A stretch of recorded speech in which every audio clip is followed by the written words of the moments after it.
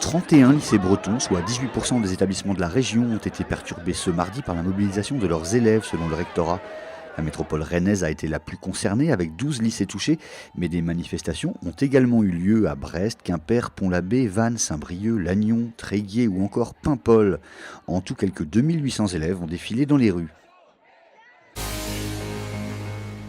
43 millions d'euros, c'est la somme nécessaire à la remise en état de la ligne ferroviaire Morlaix-Roscoff selon la SNCF.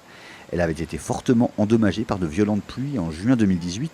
Au moins 4 ans de travaux seraient nécessaires. Devant l'ampleur du chantier, aucune décision de réalisation n'a pour l'instant été prise et un service de remplacement en bus a été mis en place. Les pêcheurs de Téline sonnent l'alarme. Les professionnels de ce petit mollusque, qui se pêche à pied par fort coefficient, étaient 51 dans le Finistère en 2010, ils ne sont plus que 27. En cause, selon eux, l'importante mortalité sur les gisements, notamment en baie d'Audierne, qui ne leur permet plus de vivre de leur pêche.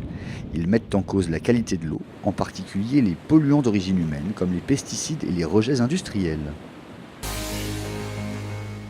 C'était Noël avant l'heure ce lundi soir à Pontivy dans le Morbihan à l'occasion du tirage au sort des 32e de finale de la Coupe de France de football. La GSI, qui joue en National 3, la 5e division, va recevoir le PSG, un rêve pour les joueurs amateurs qui n'en croyaient pas leurs yeux. Match de prestige également pour le Stade Pontivien en N3 lui aussi, qui recevra Guingamp. Le Stade brestois ira pour sa part à Rennes. Vitré aura une chance de se qualifier à Longo.